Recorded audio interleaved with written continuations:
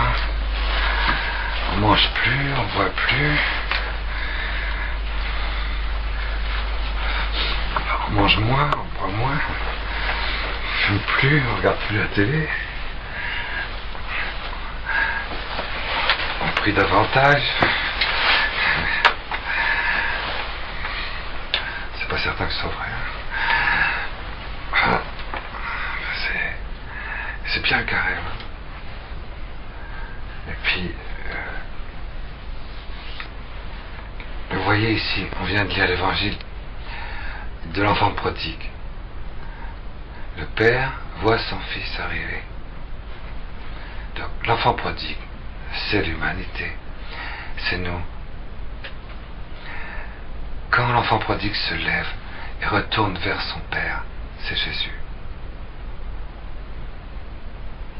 Il n'y a que Jésus qui se lève, il ressuscite, et il va vers son Père. Et donc le Père voit son Fils, et il recueille son Fils. Alors c'est le veau gras et c'est les noces. Mais le Fils aîné, c'est le démon, c'est l'ange. Mais l'ange n'appartient pas au temps du péché ou au temps de la grâce. Il dépasse tous les temps, il traverse tout ça. Donc l'histoire du démon, il enveloppe tout ça. Le démon dit non parce qu'il ne supporte pas le retour du Fils, le retour du Christ, la résurrection à partir de la mort. La mort et la résurrection, pour le démon, c'est insupportable. Le démon est jaloux. Le Fils aîné est jaloux. Vous voyez, les trois péchés du démon. C'est l'avarice, l'orgueil et l'envie.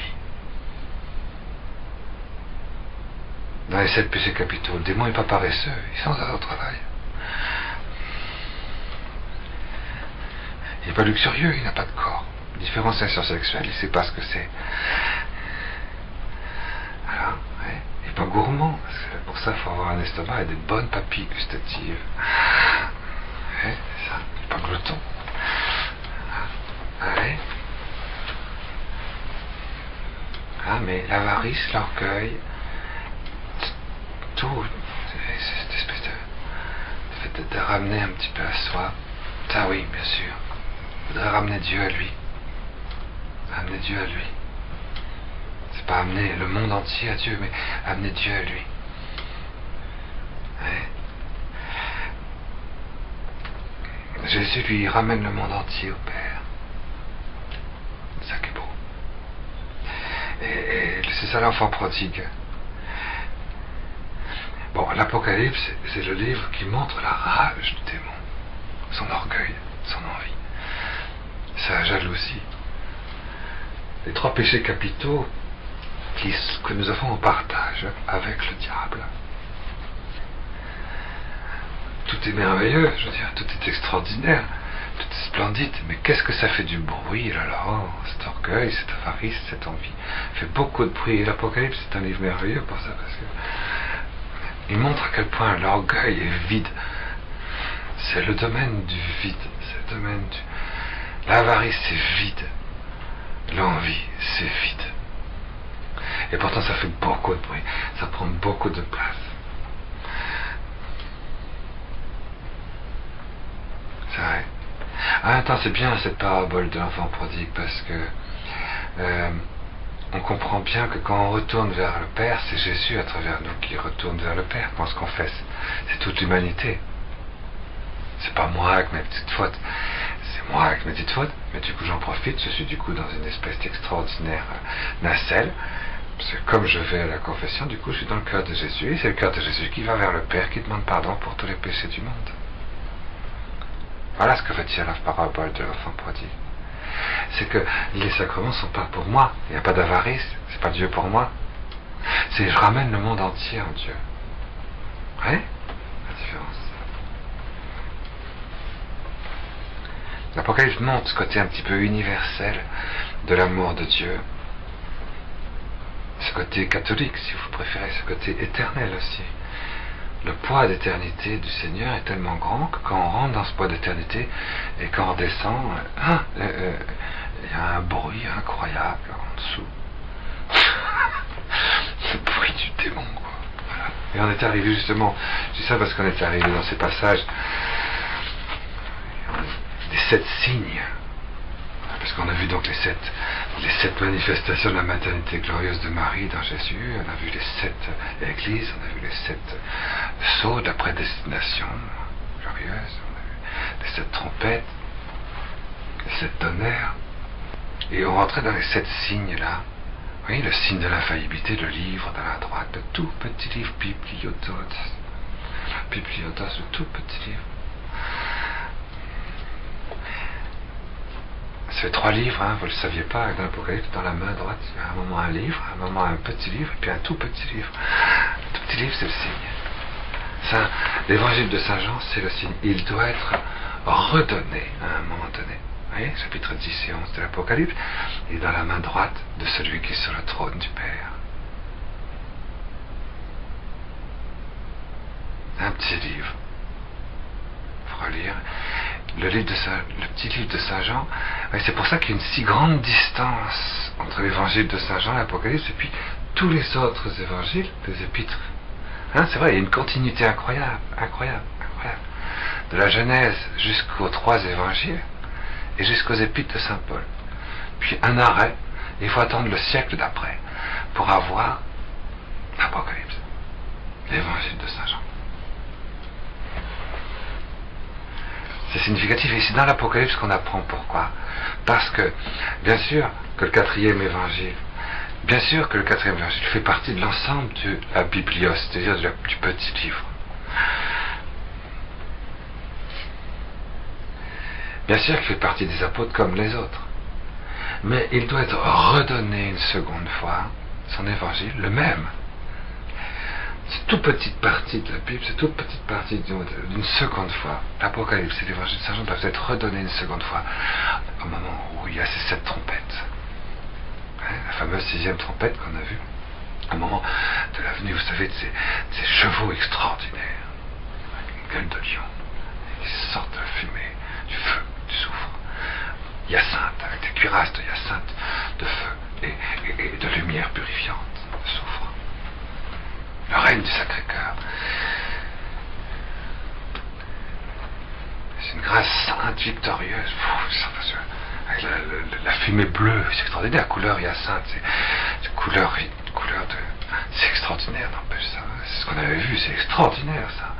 De voir ces cavaliers, cette grâce qui va être donnée, royale, sainteté au sommet, plénitude. Parcourir toute la terre et qui vont ouvrir justement la possibilité de voir qu'est-ce qu'il y a de manger ce tout petit livre et qui va être redonné une nouvelle fois à la terre pour évangéliser tous les peuples, toutes les nations. Aujourd'hui, des chrétiens, des catholiques, il n'y en a pas tellement. Si on est 6 milliards d'êtres humains, vous voyez, disons vivants, ayant un état civil, n'est-ce pas? Parce que si on comptait tous ceux qui ont moins de 100 ans, on n'est pas 6 milliards, on est 28 milliards. Ceux qui ont moins de 80 ans aujourd'hui sur la Terre, on est 28 milliards. Vous ne savez pas ça?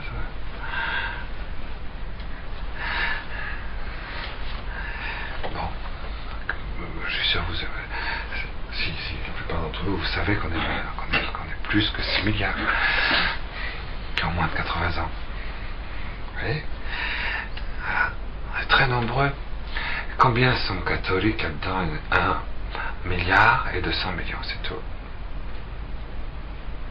1 milliard 200 millions. Ça fait pas beaucoup. Donc on ne peut pas dire que l'évangile a été proclamé à tous les peuples, à toutes les multitudes, à toutes les nations.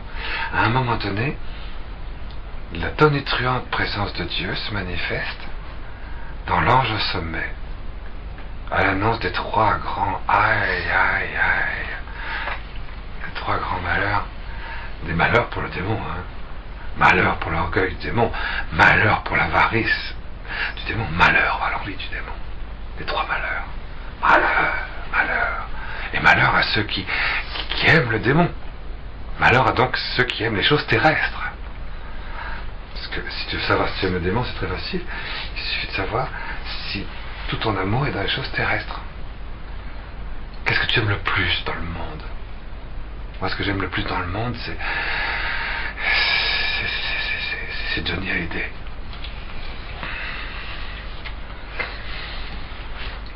C'est terrestre. C'est une créature. Moi, ce que j'aime le plus au monde, mais là où vraiment je le sens le mieux, c'est le film du soir. C'est terrestre. Oui. Moi, ce que j'aime le plus au monde, c'est ma femme. C'est une créature.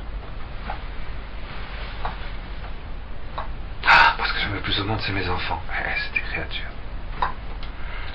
Donc, malheur aux habitants de la Terre, c'est à ce qu'ils aiment le plus au monde, c'est quelque chose de terrestre. Mais si j'aime ma femme parce que c'est le recueil, le tabernacle du ciel sur la terre, très bien, ça c'est autre chose. C'est le premier servi. À ce moment-là, j'aime ma femme vraiment, parce que si j'aime ma femme uniquement sur le plan terrestre, c'est que je l'aime pas, en fait. Vous voyez ? Et l'Apocalypse est là pour nous montrer que l'amour, c'est le ciel. Si on aime quelqu'un sur la terre, c'est qu'on aime le ciel en lui. C'est le ciel qui est l'objet de l'amour. C'est pas la terre. C'est pas le côté terrestre des gens. C'est pas le côté terrestre de Jésus. C'est pas le côté humain de Jésus que nous aimons. C'est le côté divin de Jésus. Dans l'humain qui est Jésus que nous aimons. Tandis que le démon, lui, il n'aime pas ça.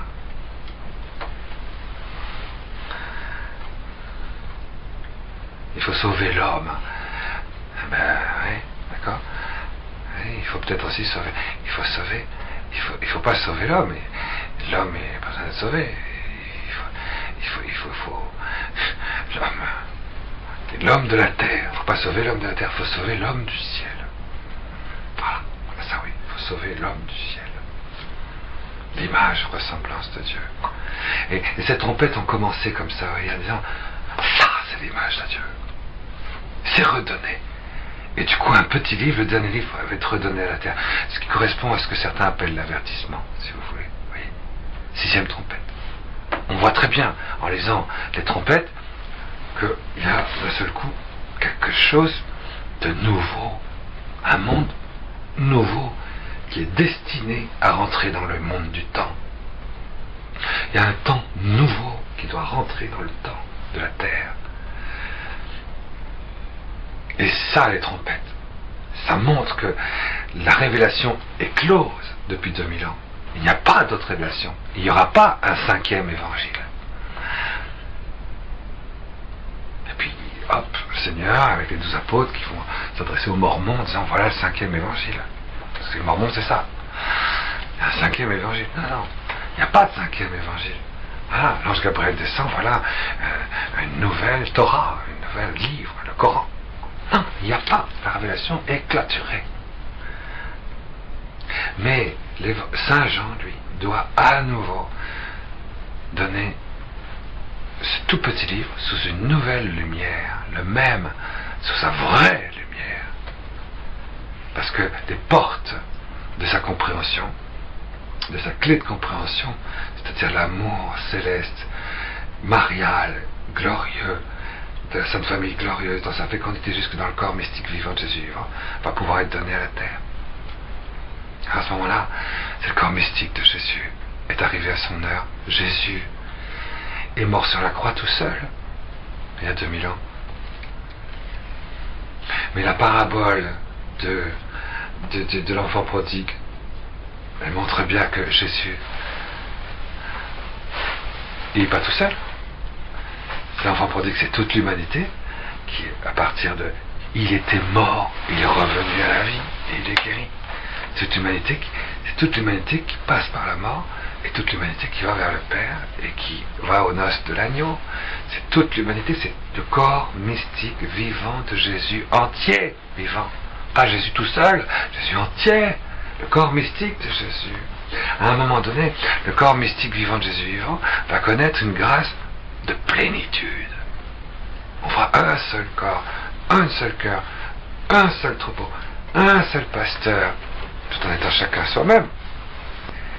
Et cette grâce-là vient de ce fait que la créateur de Dieu dans la première cellule nous met en contact, j'allais dire métaphysique, surnaturel et incarné, les trois, l'anti-orgueil, l'anti-avarice et l'anti-envie de nous mettre en contact les uns avec les autres corporellement. Et c'est ça, la 6e et la 7e trompette. On l'avait vu, n'est-ce pas? À partir de ce moment-là, les signes arrivent, l'infaillibilité. Voilà pourquoi le corps mystique de Jésus est infaillible, à cause de ça. À cause du corps mystique de la fin des temps. C'est pas à cause du pape Borgia que le pape est infaillible. C'est à cause du corps mystique de la fin qui a l'infaillibilité. Ah, j'avais pas pensé à ça, tiens. J'avais pas pensé à ça, moi. Je suis pas infaillible, pape Borgia. Oui, mais la fin. L'alpha, l'Immaculée Conception, et l'oméga, la fin. Tu fais un fil entre les deux, et t'as le corps mystique de l'Église. C'est l'infaillibilité. C'est le premier signe, vous voyez. Le second signe, c'est les deux témoins. Et on était en train d'aborder les autres signes. La femme. Le troisième, quatrième signe, le dragon. Comme on dit en catalan. Un énorme dragon. Je passe à la classe. Chaque 15 août à Néfiac, je proclame le livre de l'Apocalypse. Un énorme dragon. À cette tête, on en était là. Hein. Et je suis tout à fait d'accord que, comme l'autre jour j'avais commencé par une autre texte, je vais commencer aujourd'hui par un autre texte. Un autre texte aussi que j'ai fait là. C'est pas Saint Nilus cette fois-ci, c'est pas l'ermite Nilus d'il y a 1500 ans. C'est un autre, celui-là, c'est un autre ermite, prophète aussi. Décidément, ces ermites sont merveilleux, hein.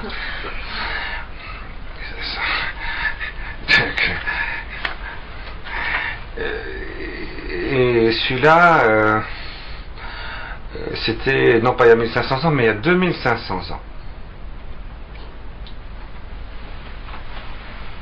Vous avez deviné, c'est le prophète Daniel. Le prophète Daniel, je lis d'abord ça parce que on est en train de lire 1290 jours, 42 mois, 3 ans et demi, un temps, un demi-temps, et puis on va avoir des bêtes avec des têtes de panthère, des pattes d'ours, qu'est-ce que c'est ce truc-là? Alors, le prophète Daniel, vous voyez, il y a 2500 ans.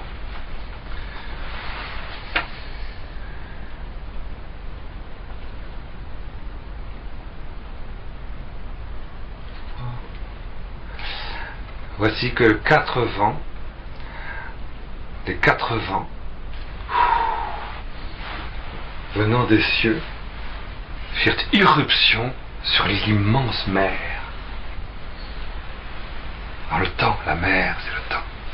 Le ciel, c'est le monde angélique. Et le souffle angélique est venu dans le temps. Et 4 grands animaux sortirent de la mer. Ça a fait sortir de la mer, du temps, 4 animaux énormes, différents les uns des autres.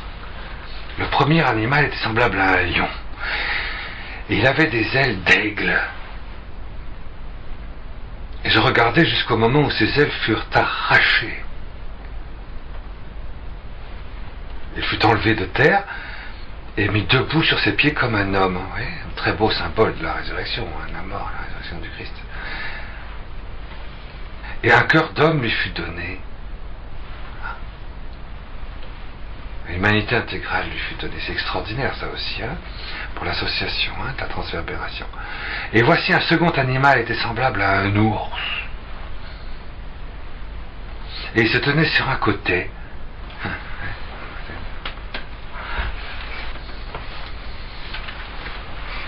Comme un chien quand il se trouve près d'un mur, vous voyez, sur un côté. Ça, on imagine très bien l'ours, vous voyez, qui sort de la mer. Ouais. On a l'impression de le voir, c'est extraordinaire. Il avait 3 côtes dans la gueule, entre les dents.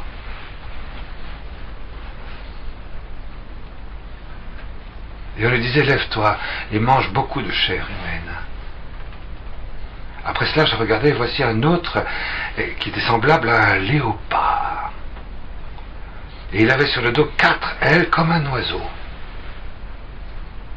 Et cet animal avait 4 têtes. Bizarre, hein? T'as quand même un léopard, il avait 4 têtes celui-là. Et la domination lui fut donnée. Et après cela, je regardais pendant mes visions de la nuit, et voici, il y avait un 4e animal terrible, terrible, épouvantable et extraordinairement fort.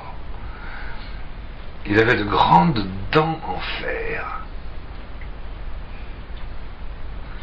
Il mangeait, il brisait, il foulait aux pieds ce qui restait. Il était différent de tous les animaux précédents. Il avait 10 cornes. 10 cornes, 10 royaumes.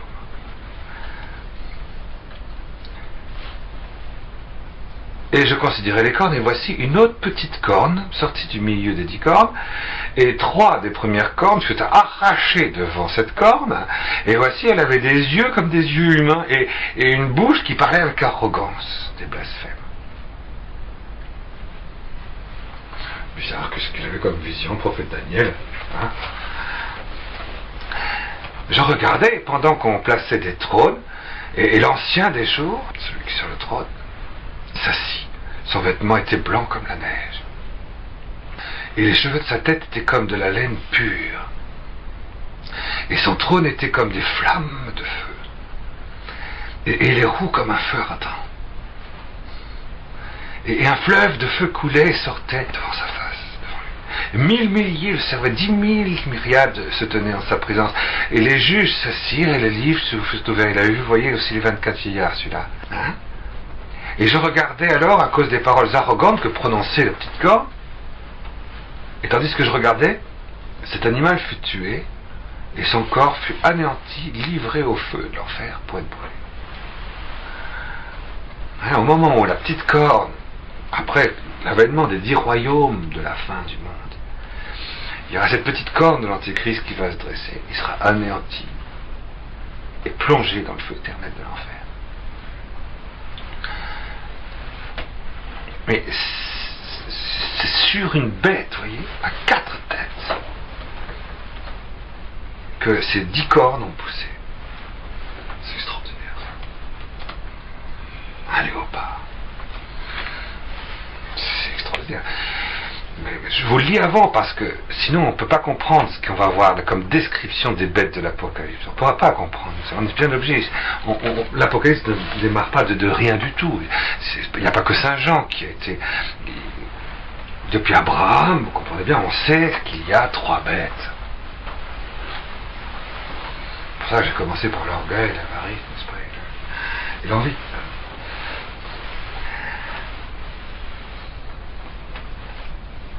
Les autres animaux furent dépouillés de leur puissance, mais une prolongation de vie leur fut accordée jusqu'à un certain temps. La chute d'Antéchrist en enfer, ça continue, ne vous inquiétez pas. Une chance est encore redonnée à la création. Je regardais pendant mes visions nocturnes, et voici sur les nuées des gloires du ciel, des cieux arriva quelqu'un de semblable à un fils d'homme. Il s'avança vers l'ancien des jours, on le fit approcher de lui, on lui donna domination, gloire et règne. Et tous les peuples, les nations, les hommes de toutes langues le servirent, et sa domination est d'une domination éternelle qui ne passera pas, et son règne ne sera jamais détruit. Moi, Daniel, j'eus l'esprit troublé au-dedans de moi, et les visions de ma tête m'effrayèrent vraiment. Mais oui, ici il y avait des petits jeunes garçons là qui avaient 18 ans, et qui disaient, mais pourquoi est-ce que vous n'êtes pas avec votre chef scout là, Hélène là, qui... Oh, ben maintenant elle a quand même 15 ans de plus que nous, et puis... Il disait, moi c'est comme ça, parce que c'est comme ça que c'est eux qui m'en ont parlé. Moi je leur ai dit bonjour, et puis ils m'ont dit, elle est très obsédée par l'Apocalypse. C'est pas venu de moi, elle est obsédée par l'Apocalypse. Ah bon, obsédée par l'Apocalypse, c'est pourquoi? Et elle a peur. Il faut pas avoir peur de l'Apocalypse.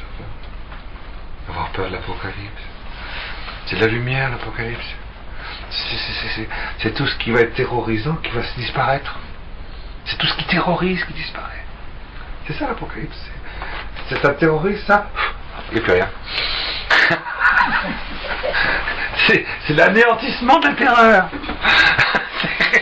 Et les gens, ils sont effrayés par l'Apocalypse.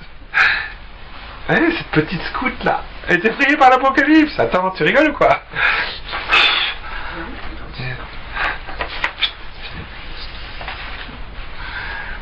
Alors voilà, c'est pour dire, vous voyez, eh bien même Daniel, les visions de ma tête m'effrayèrent de terreur.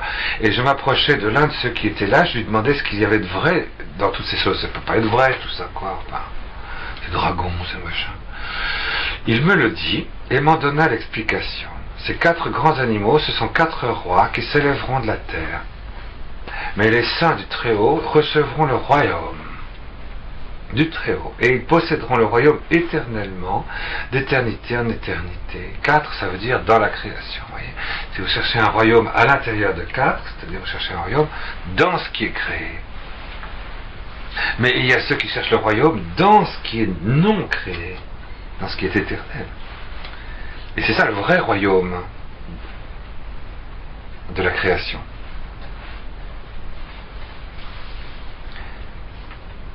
Ensuite, je désirais savoir la vérité sur le 4e animal, qui était différent de tous les autres, extrêmement terrible, et qui avait des dents en fer et des ongles d'airain. Effectivement, ça devait être un peu effrayant, qui mangeait, brisait, foulait aux pieds ce qu'il restait. Et sur les 10 cornes qu'il avait sur la tête, et sur l'autre qui était sortie, et devant laquelle 3 étaient tombés.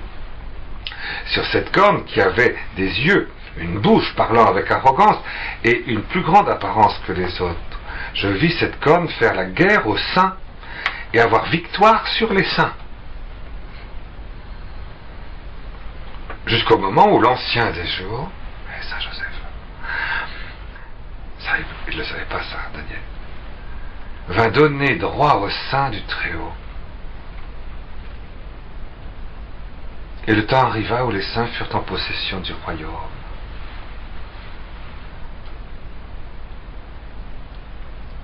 Il me parla ainsi, le 4e animal, c'est un 4e royaume, qui existera sur la terre, différent de tous les royaumes, et qui dévorera la terre tout entière, pour la fouler aux pieds, et la briser tout entière.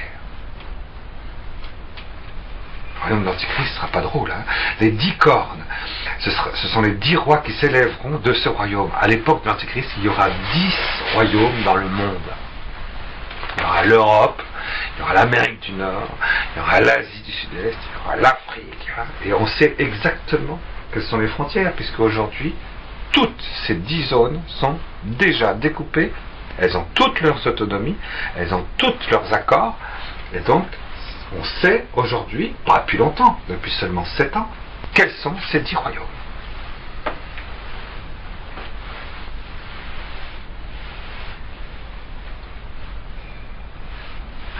Alors, vous voterez la Constitution européenne. Il faudra voter, hein. Alors, les 10 cornes, tout ça. La France a des racines, vous comprenez? Israël a des racines. Mais l'Europe, je sais pas, vous mettez la Turquie, vous mettez la Slovaquie, vous mettez la Serbie. Pourquoi pas mettre Tombouctou, je veux dire, et puis il n'y a pas de racine, il n'y a aucune racine commune maintenant.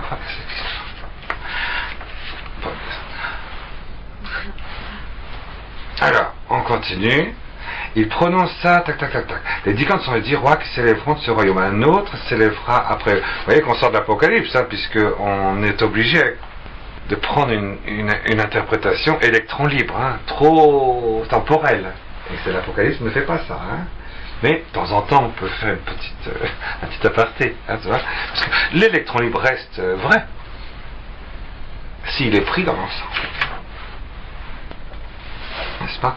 Alors, donc, il ne faut pas interpréter l'Apocalypse pour donner une interprétation historique. Mais l'interprétation historique peut rentrer dans l'Apocalypse, dans l'interprétation qui, elle, est divine, céleste. Hein? Donc il prononcera des paroles. Un autre s'élèvera, ce sont 10 rois qui s'élèveront de ce royaume. Un autre s'élèvera après eux, il sera différent des premiers. Il abaissera 3 rois. Il prononcera des paroles contre le Très-Haut, opprimera les saints du Très-Haut et espérera changer les temps et la loi. Et les saints seront livrés entre ses mains pendant 1 temps, 2 temps et la moitié d'un temps. Ça va être 3,5, d'accord? Puis viendra le jugement et on lui ôtera la domination. 3 ans et demi, ça fait 42 mois. 42 mois, ça fait 1260 jours. Puis viendra le jugement. Et on lui ôtera sa domination qui sera détruite et anéantie pour jamais. Le règne, la domination et la grandeur de tous les royaumes qui sont sous les cieux seront donnés au peuple des saints du Très-Haut. Voilà. Vous voyez ? C'est pour ça que j'aime bien l'Apocalypse, moi. Son règne est un règne éternel. Et tous les dominateurs le serviront et lui obéiront. Chapitre 7 du prophète Daniel. Toi, Daniel, tiens bien secrète ces paroles, et scelle le livre jusqu'au temps de la fin. Plusieurs alors le liront à la fin, et la connaissance augmentera.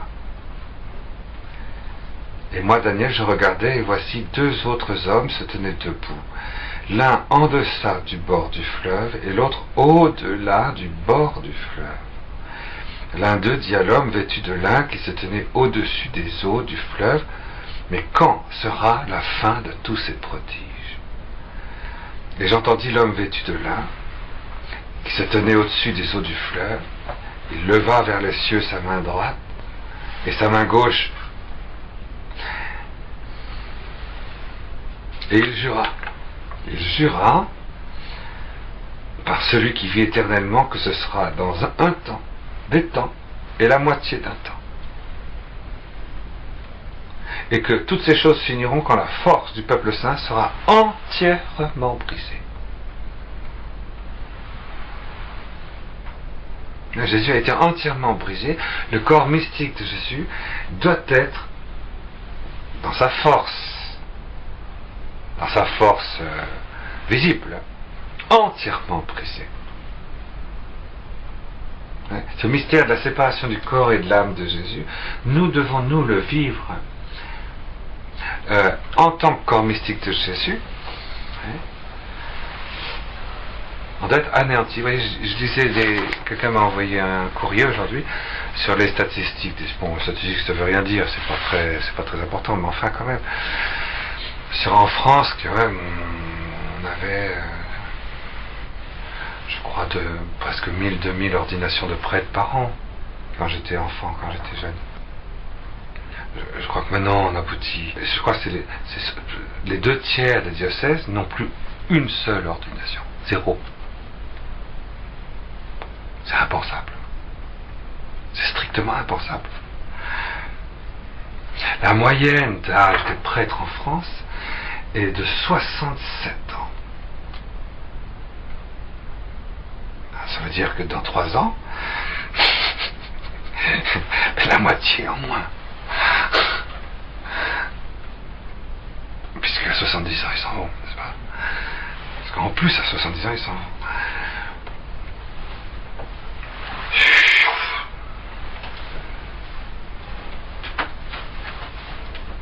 Alors bien sûr, les seuls prêtres qu'on voit arriver, c'est à Paris. Ah oui, d'accord, le Monseigneur Lustiger a fait 200 ou 300 ordinations depuis qu'il est archevêque de Paris. Oui, mais si Paris est brûlé, alors c'est 300 nouveaux et il ne reste plus rien. Parce qu'il y a la panthère, il ne faut pas l'oublier, n'est-ce pas? On va voir la panthère. À un moment donné, on va voir bien, il n'y a plus rien. Visiblement, l'institution visible de l'Église, vous voyez, plus rien. Visiblement. Mais invisiblement, l'Église.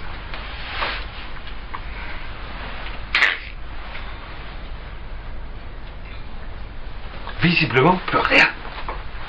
Mais invisiblement. On a invisiblement le monde nouveau. Invisiblement.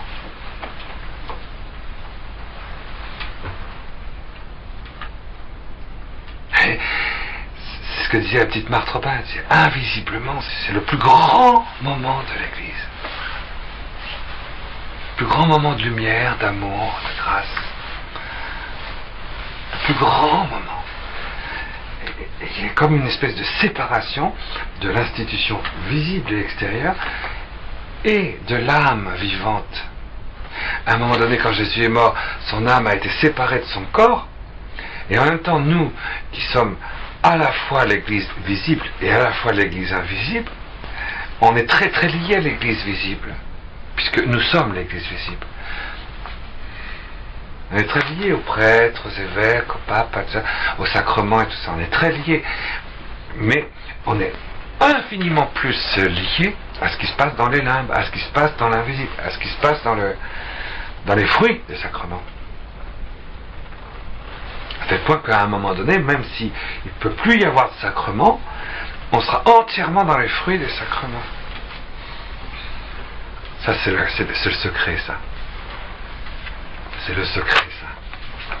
C'est le petit secret, c'est le fruit des sacrements. C'est affreux, il n'y a plus de prêtre, il n'y aura plus de messe, il n'y a plus de d'antichrist, il n'y aura plus de messe. C'est vrai, à temps de l'antichrist, il n'y aura plus la messe. Pendant 1280 jours, ça c'est vrai. Moi je dis tant mieux. Tant mieux, parce que du coup on vivra du fruit des sacrements. Enfin, pas trop tôt. Alors, mais en même temps on est très très très amoureux du sacrement, de l'Eucharistie. Vous voyez? Même s'il est dépouillé de ça, quelque part, vous voyez. Il n'y a pas que les sacrements dans la visibilité de l'Église, vous sentez bien ce que je veux dire. Dans la nuit profonde de l'esprit, dans la nuit profonde et aquasée de l'âme, dans la nuit profonde, très très profonde de la foi, il n'y a plus rien de sensible. Et c'est le moment où notre foi est capable de faire le grand exorcisme sur tous les possédés de toute la terre, à nous tout seuls. C'est le moment où la foi est la plus puissante, c'est qu'il n'y a plus rien de sensible. Et l'Église va être amenée jusqu'à ce mariage spirituel où la foi va être là à l'état pur. On doit vivre cette séparation du sensible et du surnaturel pour qu'il n'y ait plus que du surnaturel dans un corps vidé du sensible. Plus aucune énergie, vous vous rendez compte? Plus aucune énergie christique sensible. Rien. Alors, les autres, bien sûr, qui suivent pas mal du monde surnaturel, d'une part, de l'Église d'autre part, et de Dieu en troisième, évidemment, comblés d'énergie christique. Comblés d'énergie christique, les pauvres. Bon.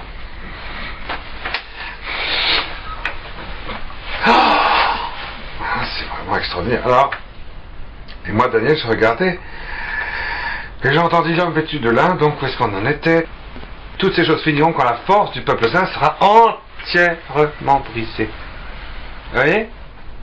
Et quand vous voyez Marthe Robin, c'était extraordinaire d'avoir connu Marthe. Pourquoi? Parce que Marthe, un peu comme, mieux même, beaucoup mieux que Sainte Thérèse d'Avila, avait connu la mort.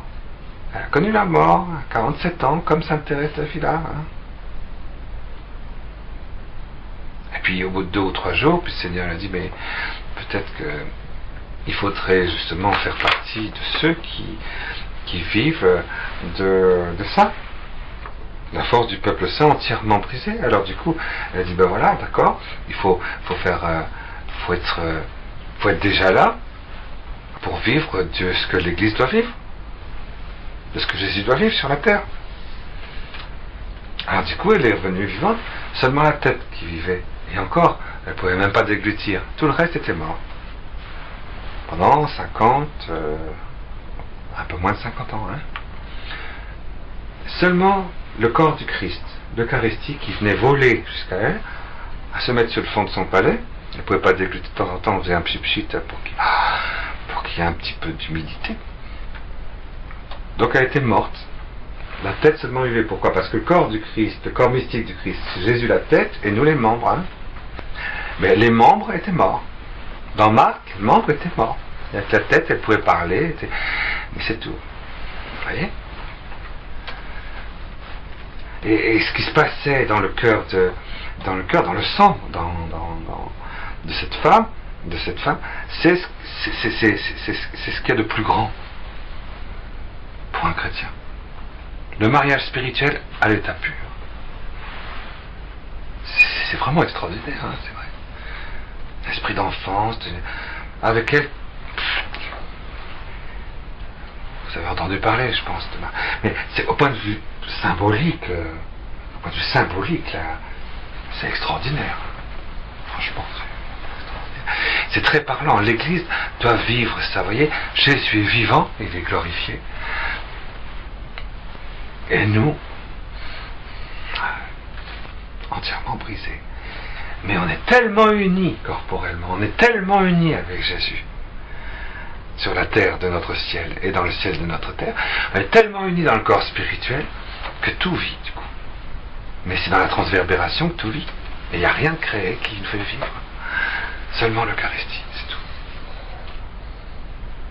Seulement le fruit des sacrements, c'est tout.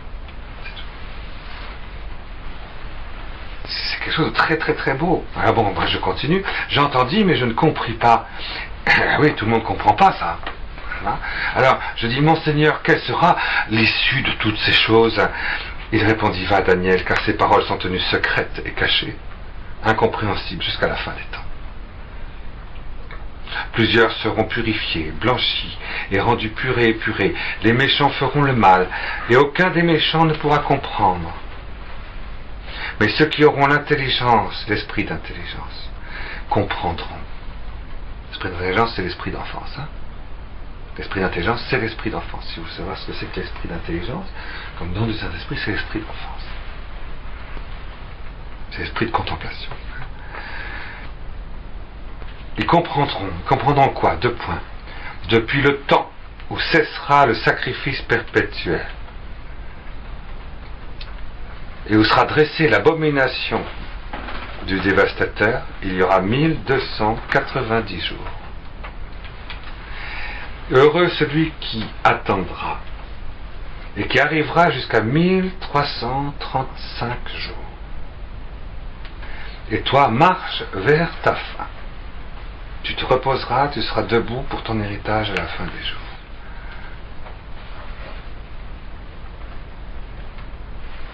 Alors Gabriel avait prophétisé au prophète Daniel, vous voyez, que tout va commencer avec la fameuse abomination de la désolation. Et l'abomination de la désolation commence le temps de l'Antichrist.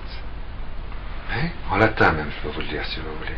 Post hebdomades sexaginta tuas occidetur Christus.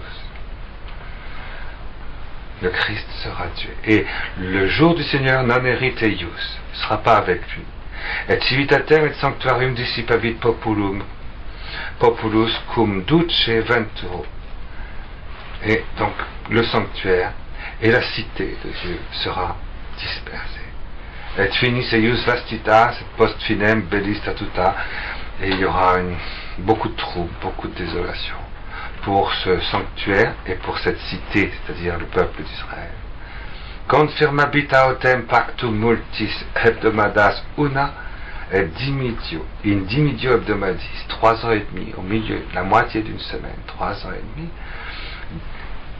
Deficiet hostia, il n'y aura plus l'hostie, deficiet hostia, l'hostie. Et sacrificium, et le sacrifice parfait, vont disparaître pendant les 3 ans et demi.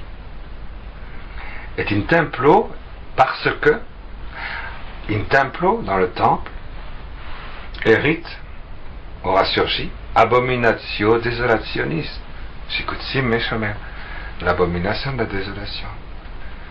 Ce qui produira, et usque, ad consummationem, jusqu'à la consommation de tous les temps,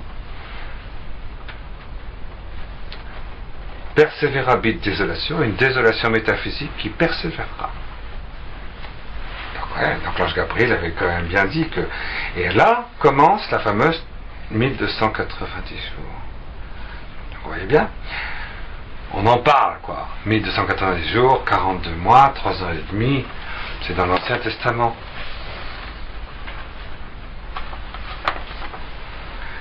C'était juste culture générale, c'est parce que ici maintenant on va le lire dans le 4e et 5e signe de l'Apocalypse.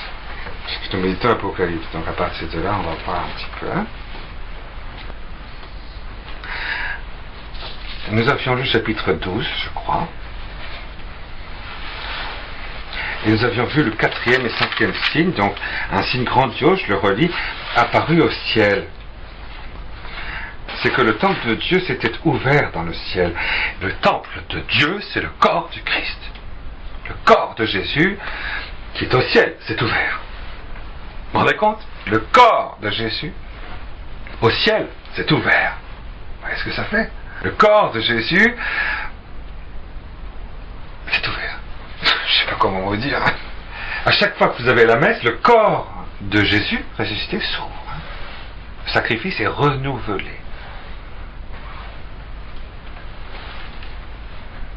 Mais ce qu'il y a cette fois-ci, il s'ouvre et là apparaît, il y a l'apparition de l'Arche d'Alliance qui apparaît dans ce corps de Jésus qui s'ouvre. Ça, on l'avait lu. Alors à ce moment-là, ce furent des éclairs et des voix et des tonnerres et un tremblement de terre et la grêle tombait dessus. Et là, cette fois-ci, c'est l'envoi du Paraclet. Donc il va y avoir quelque chose qui va faire que quelque chose du corps de Jésus va s'ouvrir à nos yeux et une réalité eucharistique, vous voyez, une présence réelle, mariale, arche d'alliance, glorieuse, va se manifester pour l'envoi du Paraclet.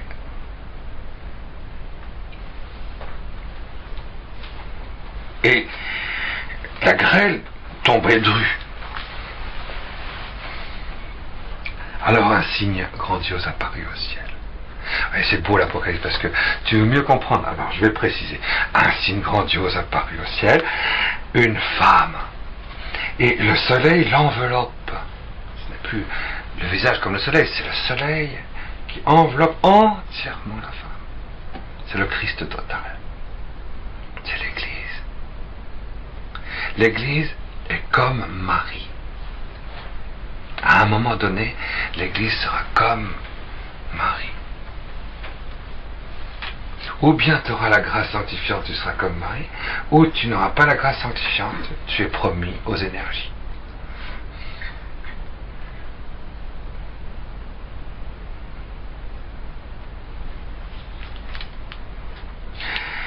Le soleil enveloppe la lune et sous ses pieds, vous voyez, les énergies c'est la lune, hein, le monde sublunaire. Vous savez que le monde sublunaire représente, dans toute la tradition gnostique et même théologique et philosophique aussi, le monde des énergies, le monde du paranormal, le monde cosmique, le monde tellurique, le monde du pouvoir, de guérir, tout ça, c'est tout ce monde-là, vous voyez.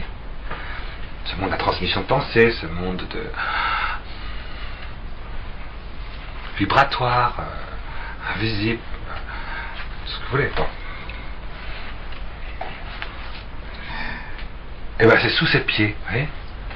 Elle écrase le serpent, elle écrase elle domine, elle est au-dessus. Ça ne fait pas partie d'elle.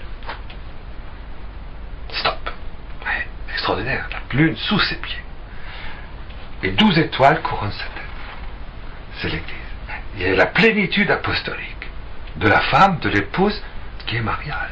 Marie donne tout ce qu'elle est au ciel à ceux qui sont sur la terre, et c'est donné justement par cette apparition de l'Arche d'Alliance. Le fruit des sacrements va donner la plénitude de son fruit dans les élus. C'est pour ça que c'est pas du tout une mauvaise nouvelle, l'Apocalypse. Moi ça me plaît, hein. Attends, quand Saint Joseph il s'est retrouvé en disant c'est l'Immaculée Conception qui est ton épouse, elle dit elle dit mais ça c'est apocalyptique cette affaire. Ah oui, il a raison, oui. Attends, moi je suis Saint Joseph, puis la Sainte Vierge qui est mignonne comme tout, qui est plus que mignonne, mignonne, on s'en fiche presque. Mais c'est ton épouse, c'est ta moitié sponsale. Oh, mais c'est une nouvelle apocalyptique. Ah oui, c'est une nouvelle apocalyptique, c'est trop beau. C'est apocalyptique, c'est apocalyptique. Surtout quand tu sais ce que ça veut dire l'unité sponsale, ça veut dire tout pouvoir est donné à ta moitié sponsale de prendre possession entièrement de tout ton terrain. Et réciproquement, t'en compte, hein, pour lui. Oh, c'est trop beau, quoi. Entièrement possédé par toi, transubstantié en toi, changé en toi. Il ne reste plus que toi. Et elle-même, elle disparut, il ne reste plus que le Père. C'est pour ça que le Père peut envoyer son Fils dans sa chair. C'est apocalyptique, l'incarnation. Mais quand ça va être donné à tous ceux qui ont compris ce que c'était que le corps spirituel de Saint Joseph, cette mer d'émeraude, de Saint-Antoine, et que cette fois-ci c'est le corps mystique de l'Église, c'est un mariage avec Jésus, c'est un mariage avec Marie-Reine, et que le temple de ce mariage c'est nous, quoi. Voilà. Que ça va devenir clair, quoi. Clair. L'apparition de l'Arche d'Alliance. C'est la croix glorieuse, hein, l'Arche d'Alliance, vous le savez. Je pense que les pères de l'Église ont dit que l'apparition de l'Arche, quand le corps du Christ s'ouvrirait dans le ciel, ce sera une croix glorieuse. Hein?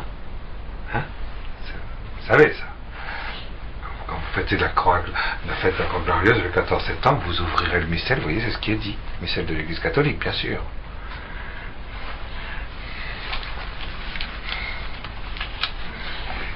C'est pas une secte, hein, l'Église catholique, hein, c'est infaillible.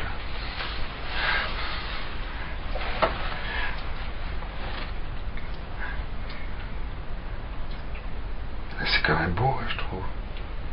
Ah oui, le soleil enveloppe la lune et sous ses pieds 12 étoiles couronnent sa tête. Elle est enceinte, c'est la vision céleste de l'Église. Couronne sa tête. Elle est enceinte. L'Église va enfanter. L'Église, Marie-Reine, à travers les membres du corps mystique vivant de Jésus vivant, va enfanter. Mais qu'est-ce que nous allons enfanter dedans? Oh, ça m'intéresse, oh. Elle crie dans les douleurs et le travail d'enfantement. Ah, d'accord, ce ne sera pas dans l'allégresse et dans la joie. Hein, ouais, d'accord. Et parce qu'à Noël, ça s'est fait vraiment dans le coton. Et oui, c'était dans la transfiguration qu'ils étaient. À Noël, Jésus est né, aucune douleur. Hein. Lumière, né de la lumière. Transfiguration. Il palpitait de lumière et d'amour, tout palpitant de lumière et d'amour. Tandis que là, l'enfantement de la fin, le grand enfantement, ou le Noël glorieux, ce sera le Noël de l'agneau.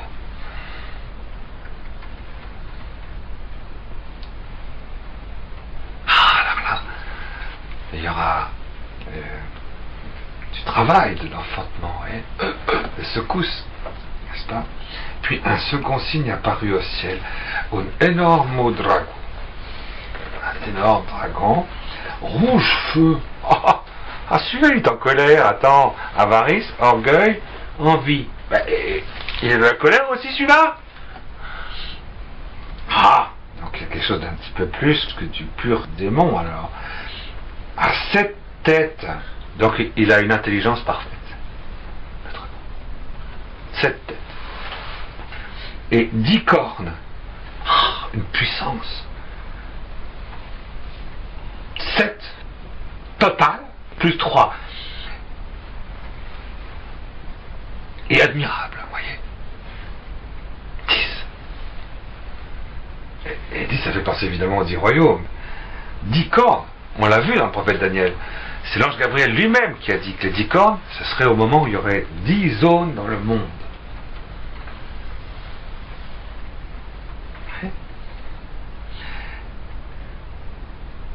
Ce qu'a dit la Vierge de la Salette aussi. Hein. Quand il y a 10 zones dans le monde, sachez que c'est l'heure. Chaque tête surmontée d'une couronne. Alors ça veut dire qu'ils règnent vraiment. Ils ont pouvoir, puissance et royauté, c'est-à-dire ceux qui ont tous les pouvoirs et qui ont effectivement l'autorité. Mais c'est les têtes qui ont l'autorité, c'est les idéologies. C'est quoi ces idéologies? Vite. Pourquoi est-ce que c'est dur? Pourquoi est-ce qu'on souffre? Parce qu'il y a un dragon à 7 têtes et 10 cornes. Ah! Résultat de ces idéologies. Sa queue, la queue du dragon là, balaye le tiers des étoiles. Les étoiles c'est quoi? C'est les théologiens, c'est les saints, qui sont censés éclairer la nuit. de la foi. Le tiers des théologiens, avec les idéologies, sont ramenés à de l'humain, du terrestre, la chute, vous voyez, l'apostasie des théologiens. Un tiers. Un tiers, ça veut dire que c'est ceux qui crient le plus fort, vous inquiétez pas, puisqu'il y a 10 cornes, 7 têtes. Mais les 2 tiers, ils restent des saints parmi les théologiens. Ils ne sont pas publiés. Ils sont interdits de publication. Donc, mais ils existent, vous inquiétez pas. C'est les 2 tiers, c'est le plus grand nombre. Bon, un tiers quand même, les idéologies. Parce que si vous avez une idéologie, si vous êtes positiviste, parce que je voudrais pas citer de nom, ils sont encore vivants, mais si celui qui est allemand là, qui déchaîne les librairies là, c'est fou. Qu'est-ce qu'il dit? Je vous assure, j'ai lu un livre de l'évangile de Saint... Il dit évangile de Saint Marc. Non, il dit pas évangile de Saint Marc, il dit évangile de Marc. Bon. Et il dit ceci explicitement, et j'ai lu de A à Z, hein, j'ai vraiment halluciné. Hein. J'ai halluciné. Attends, il est prêtre, il est théologien, c'est le plus grand théologien d'aujourd'hui, quoi. On peut dire, disent certaines personnes. Il dit bien, je cite, la seule lumière, la seule clé de compréhension de l'évangile de Saint Marc, mais pour tous les autres évangiles c'est pareil, c'est Freud.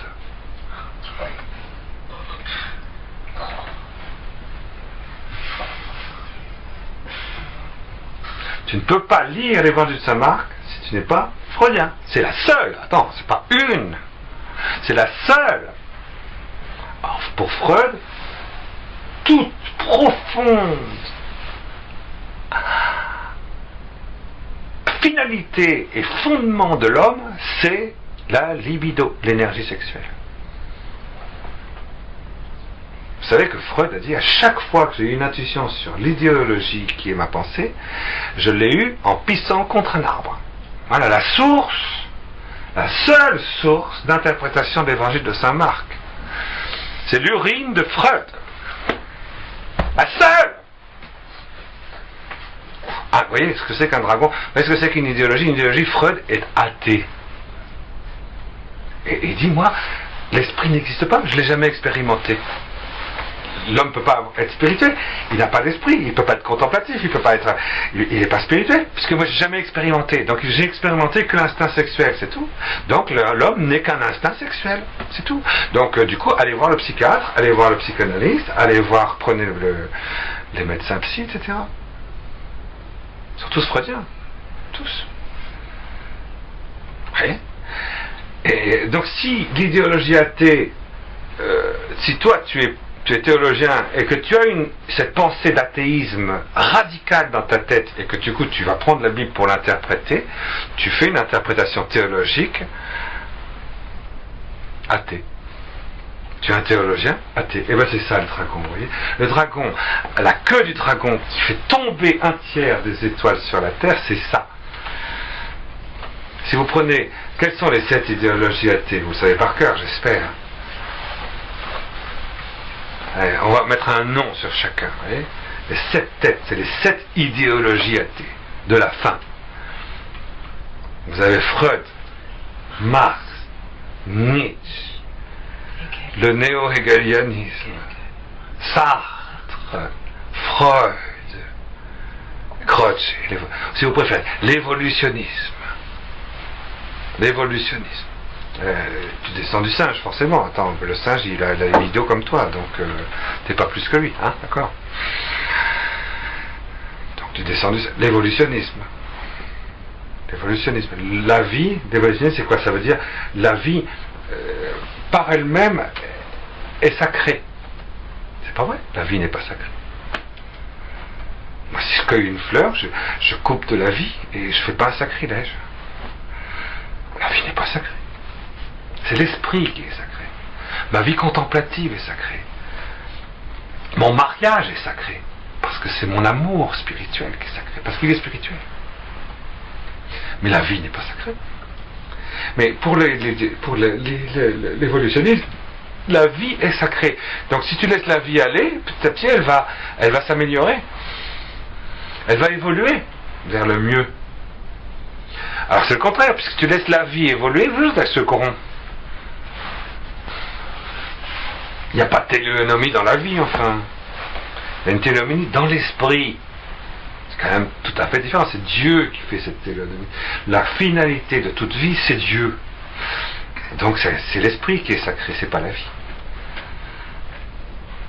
Bon, et pas comme ça avec toutes les autres idéologies. Le matérialisme, c'est la matière qui est sacrée. Le marxisme, c'est du matérialisme dialectique. L'idéologie américaine, le libéralisme d'aujourd'hui, hein, bancaire, machin, consommation, et c'est la même idéologie, exactement la même que le marxisme. C'est du matérialisme dialectique. Ce qui fait avancer, c'est le matériel, c'est la matière, c'est la praxis. C'est la plus-value. Et même si on doit dégager les 2/3 de l'humanité, c'est pas grave, du moment que ça fait de la plus-value, c'est bon. Oui, on peut prendre 300 000 enfants congelés en France, c'est pas grave si ça fait de la plus-value. La matière de dialectique matérialiste, c'est quelque chose de terrible. Le marxisme, si vous voulez. Bon. Freud, c'est le beau. Mais bien sûr, voilà, c'est le beau, c'est la beauté, c'est faire quelque chose de beau. C'est l'art, quoi. C'est le beau. C'est ça, mais oui, bien sûr, c'est le beau qui est sacré. Le beau, c'est un transcendantal de Dieu. Dieu est beau. Mais non, Dieu n'est pas beau. Si la fleur qui est devant vous, elle est belle, c'est parce qu'elle est limitée par une forme. Mais Dieu n'est pas limité par une forme. Donc il n'y a pas de beauté en Dieu.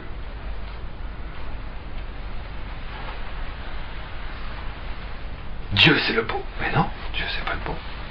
L'art. C'est par l'art que je vais arriver à Dieu. Pas du tout. On n'arrivera jamais à Dieu par l'art. Jamais. Je vais faire une belle sculpture de Dieu. Enfin, j'ai rencontré comme ça. Elle prenait des blocs mais incroyables de 2 mètres sur 3 hein, en cube, hein, de marbre de Carrare. Je ne sais pas si vous avez déjà vu du marbre de Carrare, mais c'est impressionnant. C'est une de mes voisines dans mon ermitage d'Obs. Et elle sculptait ça. Un jour, elle a sculpté transsubstantiation de la substance.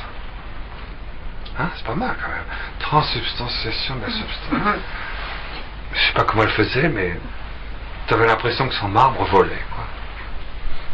Que tu soufflais dessus, il se renvolait. Transsubstantiation de la substance. C'est admirable. Admirable. Mais je dis, il vous manque quelque chose. Vous n'auriez pas dû appeler ça transsubstantiation de la substance.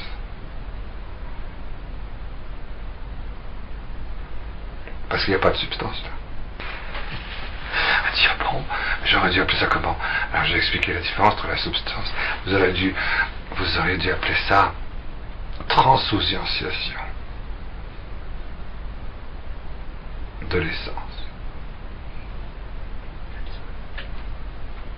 Mais vous ne pouvez pas sculpter la transsubstantiation de la substance.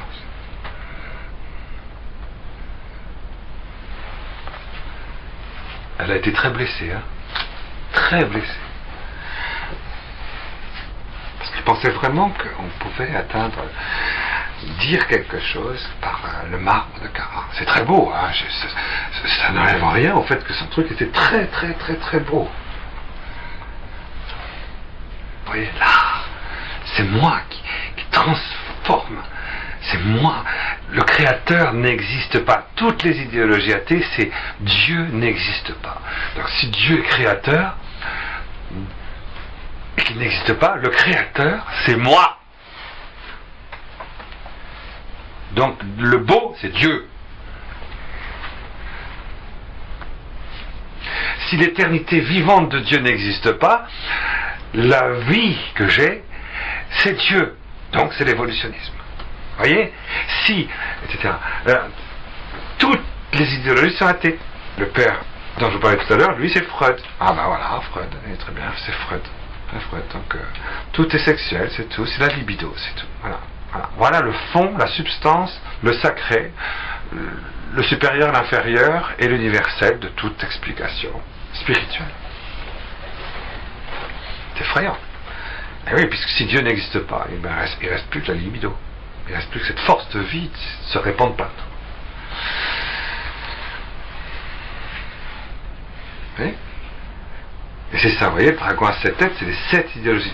Donc ça veut dire que le signe, nouveau signe, un monde avec 10 grandes zones, et enfin dominé par les 7 idéologies athées.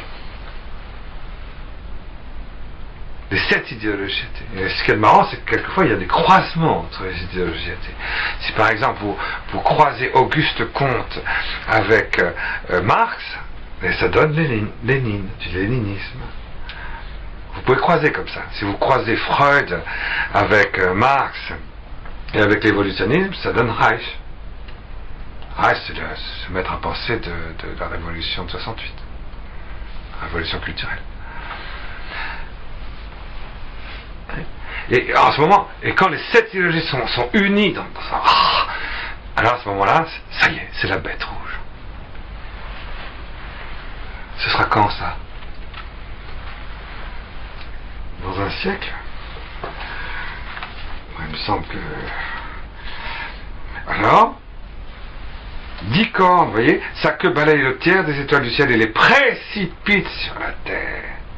Avec une violence incroyable. Et en arrêt devant la femme en travail, le dragon s'apprête à dévorer son enfant aussitôt qu'il naîtra. Le dragon idéologique sait, le dragon rouge sait que l'Église va, le dragon le sait, que l'Église va engendrer quelque chose qui va le balayer. Vous savez, le Satan il le sait, il a l'habitude.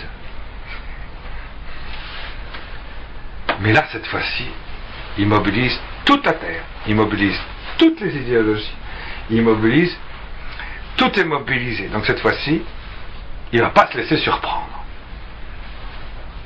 Qu'est-ce que va donc engendrer l'église du 6e sceau, l'église de la 6e trompette, l'église de la parousie, l'église de l'enfance?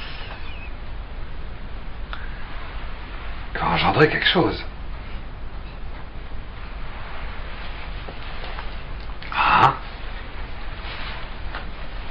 Or la femme mit au monde un enfant mâle.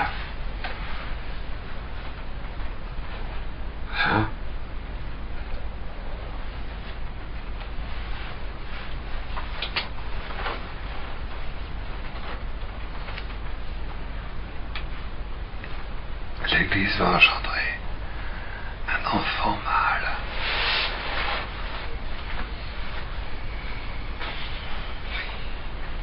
Bon. Et celui qui doit mener toutes les nations avec un sceptre de fer.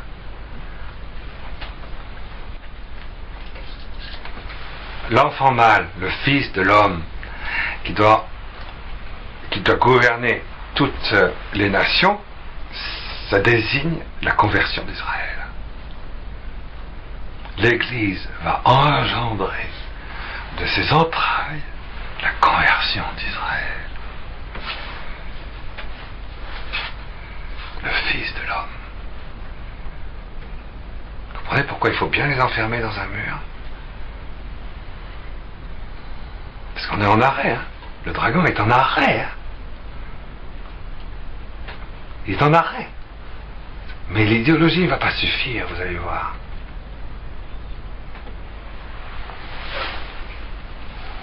Parce que quand toutes les nations seront menées avec un sceptre de fer, vite.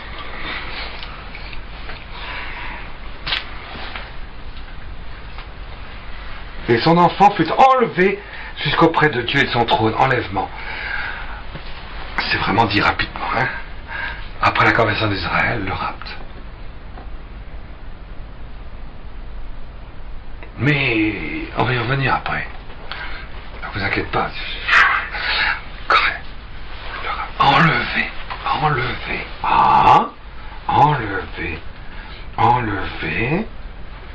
Enlevé jusqu'auprès de Dieu et de son trône. Saint Joseph. Bon. Alors là, il y aura un enlèvement de devant le dragon. Il ne sera plus atteint par aucune idéologie. Il n'y aura plus marxiste, plus freudien, plus évolutionnaire, plus aucune des idéologies. Vous vous rendez compte? C'est pas génial ça? Rien! Plus aucune idéologie athée, quoi. On est en dehors de tout ça. C'est extraordinaire, ça, de débarrasser de tout ça. Purifier complètement de tout ça. D'un seul coup. Et qu'est-ce qui va faire ça, enfin? Un engendrement. La conception d'un enfant. C'est bizarre quand même tout ça, ça se recoupe, hein. Alors,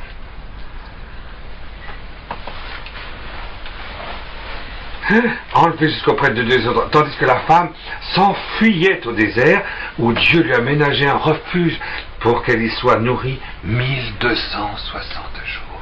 Donc la femme, l'église du ciel dans la terre, il lui a proposé un refuge, elle sera protégée contre le dragon, dans le désert de la prière, dans le désert silencieux.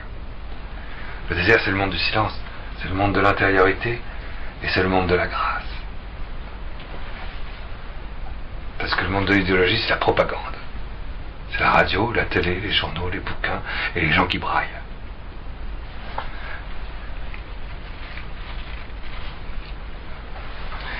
« 1260 jours. » Encore une fois, c'est 1260 jours qu'on avait déjà vu la dernière fois, à 2 ou 3 reprises. Alors il y eut une bataille dans le ciel. Michel et ses anges combattirent le dragon. Et le dragon riposta. Comme Marx, il y avait quand même des choses de vraies dans ce qu'il disait, enfin. Et Freud, il y a quand même des choses de vraies, enfin. Qu'est-ce que c'est cela?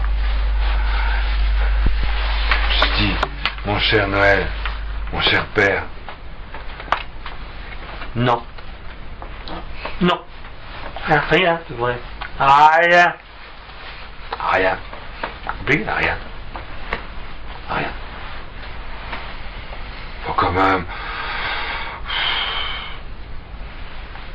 Vous voyez, il n'y a pas de compromission avec un principe idéologique athée, puisque l'athéisme est un blasphème sur la source, sur le principe, sur la fin et sur la lumière. Donc, je veux dire, qu'est-ce qui reste de vrai?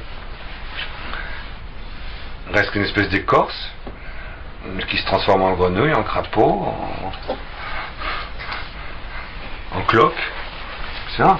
Puis après, tu prends une épingle, tu chopes, la cloque, elle éclate, puis il n'y a plus rien.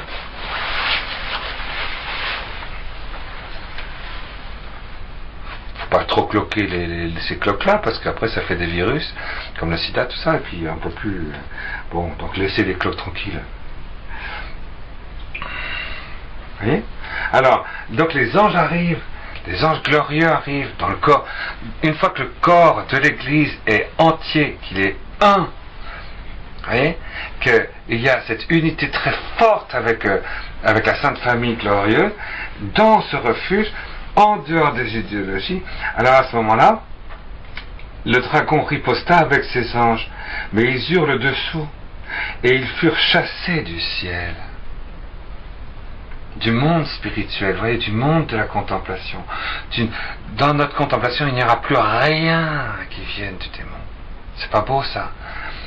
Et on le jeta donc, l'énorme dragon, l'antique serpent. Et le serpent, c'est le trompeur.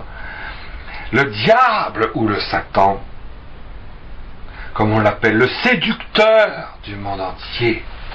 On le jeta sur la terre. On le jeta sur la terre, et ses anges furent jetés avec lui sur la terre. Ah, c'est-à-dire sur ceux qui aiment la terre. Ceux qui préfèrent les choses terrestres, tous les démons sont pour eux.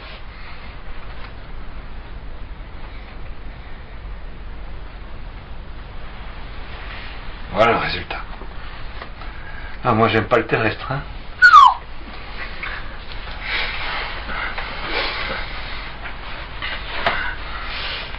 Oh, c'est un tabernacle qui me plaît pas beaucoup, ça. Hein?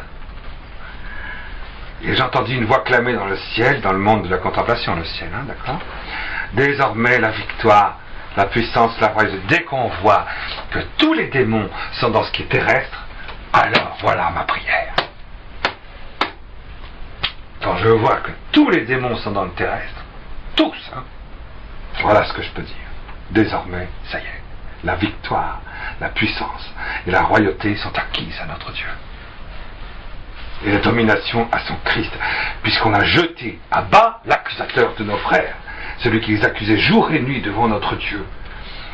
Mais nos frères, eux, l'ont vaincu par le sang de l'agneau, par la verbe dont ils ont témoigné, car ils ont méprisé, ah voyez, parce qu'ils ont méprisé leur vie jusqu'à mourir. Soyez donc dans la joie, vous, les cieux, les mondes angéliques glorieux, et vous, leurs habitants, vous qui habitez le monde de la contemplation. Malheur à vous, la terre, malheur, aïe, oi, oi, aïouille, ahoy, en hébreu. Malheur, malheur à la terre, ceux qui sont attachés à la terre, et la mer attachée au temps, car le diable est descendu chez vous, frémissant de colère, et sachant, lui, que ses jours sont comptés. Se voyant rejeté sur la terre, le dragon se lança à la poursuite de la femme, la mère de l'enfant mâle. C'est la poursuite, puisque la femme va partir dans le milieu, dans le désert, en solitude. Et bien même là, ils vont, même dans la solitude, ils vont l'attaquer. Quoi. On ne peut pas le laisser tranquille dans sa grotte là. Ah non. La rage, c'est extraordinaire ça. Alors, mais elle reçut les deux ailes du grand aigle. Elle reçut les deux ailes du grand aigle. Le grand aigle, vous voyez, l'évangile de Saint Jean, l'aigle. Elle reçut les deux grandes ailes.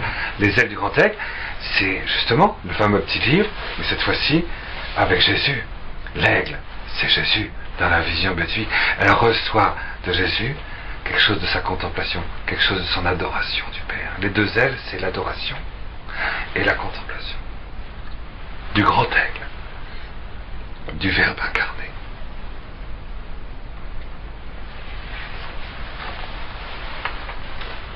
Pour voler au désert, jusqu'au refuge, le rapt, ou loin du serpent, elle doit être nourrie, elle va être prise dans un lieu de contemplation, de vie profonde, d'adoration, c'est vrai, et de nourriture. Elle est nourrie. Marthe, voyez, elle était nourrie.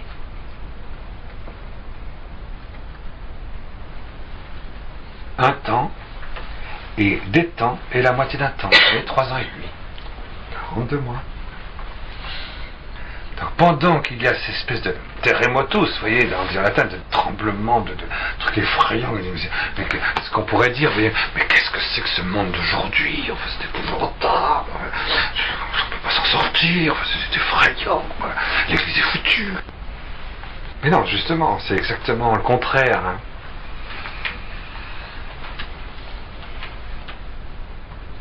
Le malheur de la terre, c'est le signe de la fin du dragon.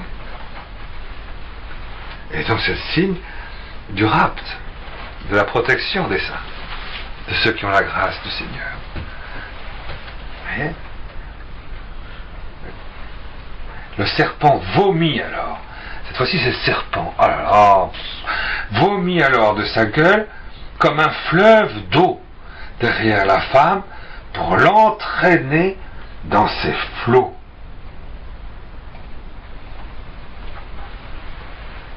Derrière la femme.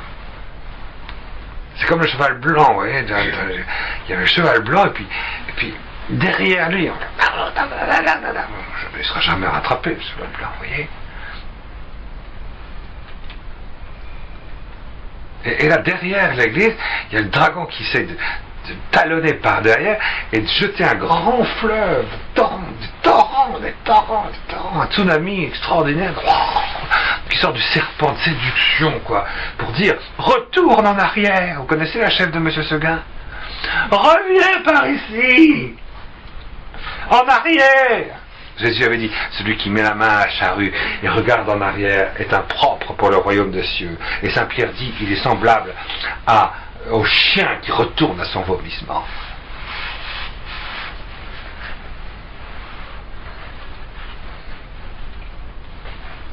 Et l'homme, il a mis la main au paradis du refuge du corps mystique de Jésus et de la terre nouvelle, du monde nouveau, et s'il retourne avec la nostalgie du paradis terrestre dans les énergies christiques, alors là, comprenez ce que c'est que cette séduction du serpent qui vient d'un autre arbre que celui de la connaissance, qui vient de l'arbre de la vie, on le sait, qui a un autre arbre. Mais la terre vint au secours de la femme. Ouvrant la bouche, elle engloutit le fleuve vomi par la gueule du dragon. C'est la terre, voyez, c'est le corps spirituel. C'est grâce au corps spirituel que le corps mis en place du corps spirituel, c'est grâce au corps spirituel. Vous entendez bien, c'est pas l'âme spirituelle, c'est pas la divinisation de l'âme, c'est la transformation du corps et la réception dans notre corps de cellules staminales venues d'en haut. Le corps spirituel qui fait que les os, on n'a aucun intérêt à revenir à un corps de grâce originelle dans les énergies cosmiques.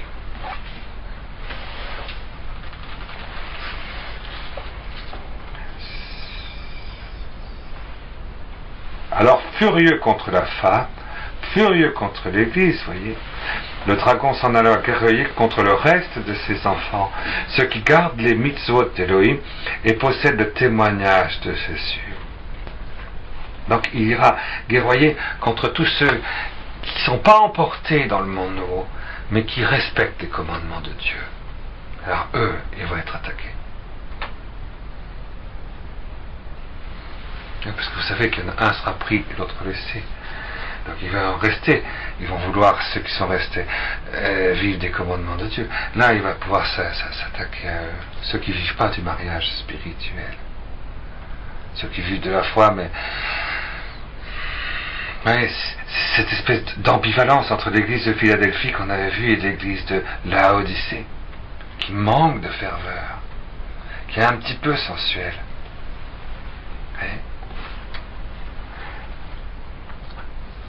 Et je me tins debout sur la grève de la mer, sur le sable de la mer.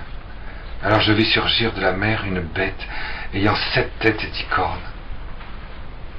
Vous voyez, une autre bête cette fois-ci, 7 têtes et 10 cornes. Ben, c'est pas le dragon, c'est une autre, 7 têtes et 10 cornes aussi. Oh voilà.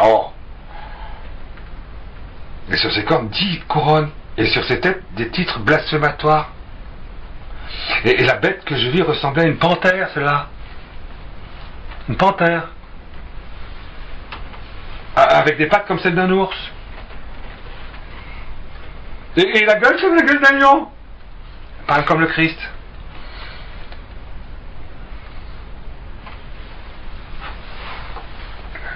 Parle comme le Christ.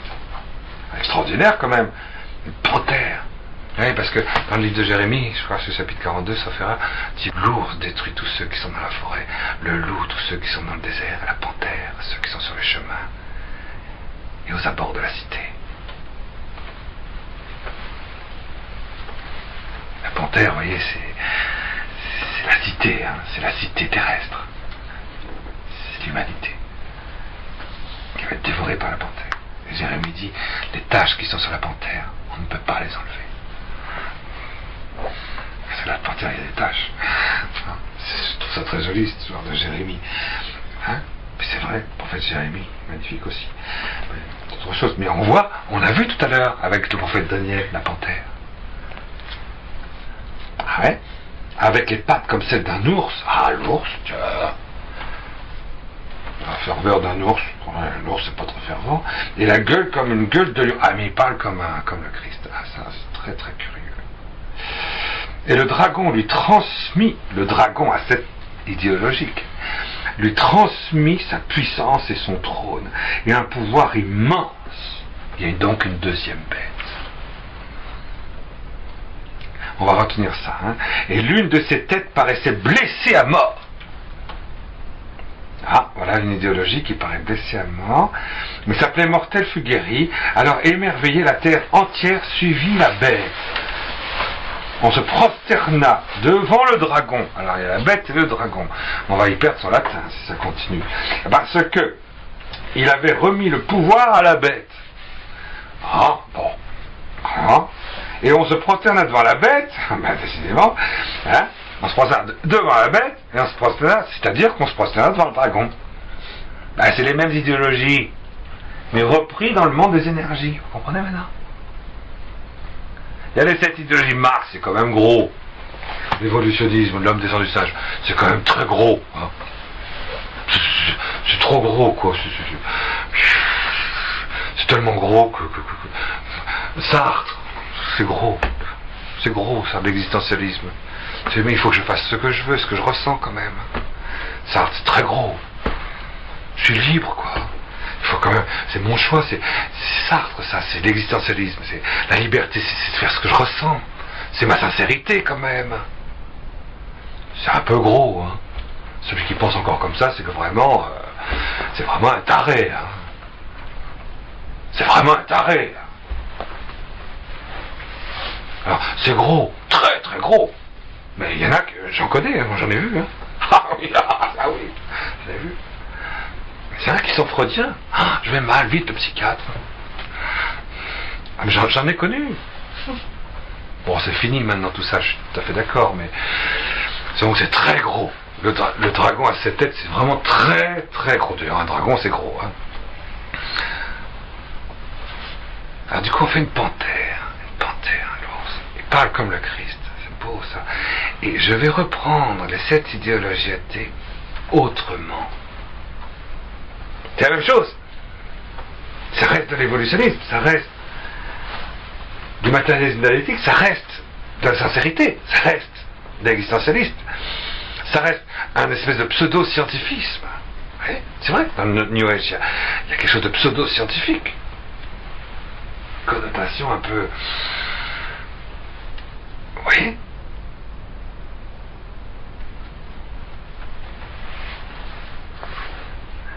C'est la même. Alors, quand on se prosterne devant le dragon, ils se prosternent tous devant le dragon, et cette fois-ci, ça devient religieux. Ça devient une religion du Christ, des paroles christiques, sans Dieu, des énergies. C'est une religion, ça devient une intériorité, une réalisation spirituelle et mystique. On l'adore. C'est extraordinaire, ça. Hein. C'est dit noir sur blanc. Hein. Vous avez vu, hein.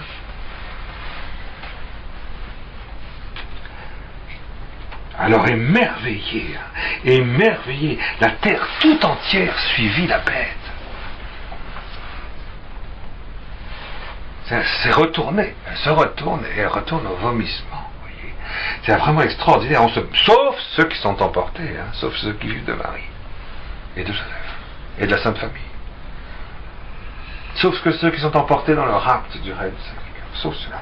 Oui. Alors, on se prosterna devant le dragon parce qu'il avait remis le pouvoir à la bête, et on se prosterna devant la bête en disant, mais qui égale la bête? Qui peut lutter contre elle? Qui peut lutter contre ça? Qui peut contredire ça? Qui peut dire que c'est faux?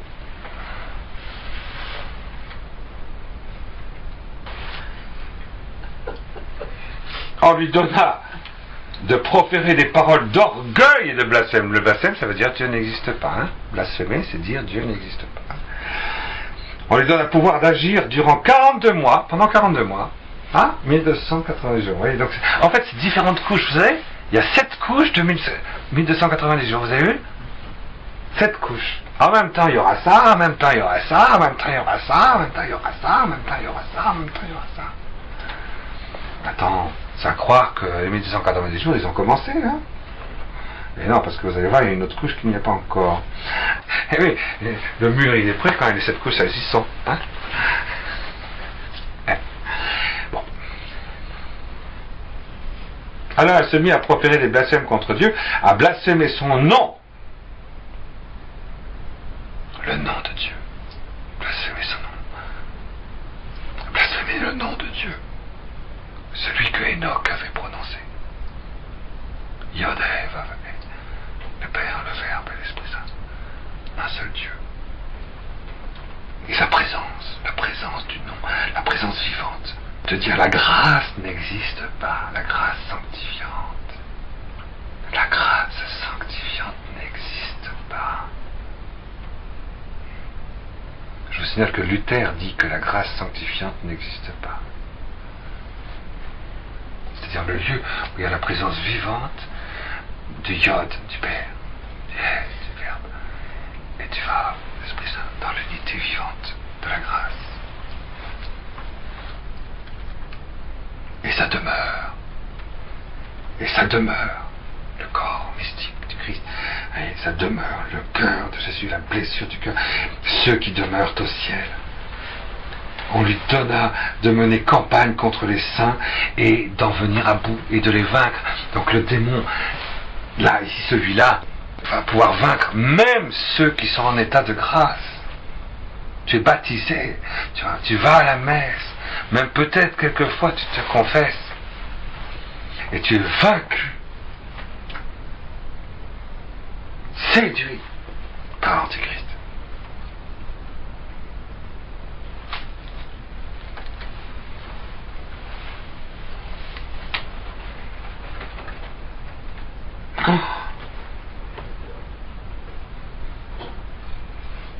Et on lui donne un pouvoir aussi sur toute race, peuple, langue, nation. Et ils l'adoreront tous les habitants de la terre. C'est pourquoi? Parce qu'ils sont attachés à la terre. Si tu es attaché à la terre et que tu as la grâce, tu es foutu, tu es dans les mains de l'Antéchrist. Pendant ces 42 mois. Hein. Avant, tu peux rester en état de grâce. Hein. On n'y est pas encore, donc vous inquiétez pas. Si vous êtes encore attaché à des choses terrestres, à la propriété privée, c'est pas grave. Vous pourrez vous en sortir encore, hein. C'est pas foutu, mais... Bon, quand je vous préviendrai, hein, dès que les 42 mois... J'aurai pas besoin de moi, d'ailleurs. Coup de trompette tellement tonitruant que vous n'avez même pas besoin de moi pour le savoir que ça a commencé, 42 mois. Voilà. Donc, et ils adorèrent tous les habitants de la terre, dont le nom ne se trouve pas écrit dès l'origine du monde, dans le livre de vie de l'agneau égorgé. Celui qui a des oreilles, qu'il entende.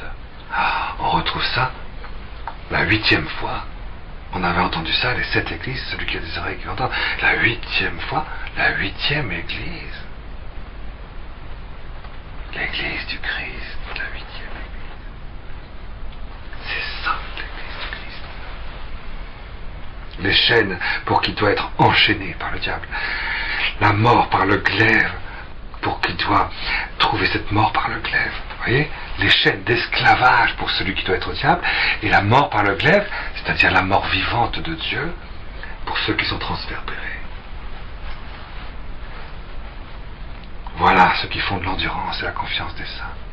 C'est l'un ou l'autre. Transverbération. Ou esclavage de Satan. Je vis alors surgir de la terre une autre bête. Elle avait 2 cornes. Ah, voilà une autre bête, une 3e. Écoutez bien ça, hein, parce que je voudrais arriver à la fin du chapitre 13. C'est incroyable. Mais parlait comme un dragon. Elle avait 2 cornes comme un agneau, et elle parlait comme un dragon. Ah ben ça, elle parle plus comme le Christ, celle-là, c'est un agneau. Ah, comme un agneau. Ah bah oui, ah bah tiens, il est comme un agneau, lui, celui-là. Et puis, 2 cornes, comme le Verbe, avec la puissance qu'elle parle de la parole. Ah oui, 2. Ah non, il y a l'amour en plus, et puis douceur, hein. Mais il parlait comme un dragon. Tiens, il parle comme un dragon. Ah, il parle comme le dragon. Ah bon, très bien. Au service, c'est marrant, tous ces stratagèmes. Hein. Il y en a un, c'est le dragon, mais il parle comme le Christ. Et l'autre, c'est qu'un agneau, et il parle comme un dragon.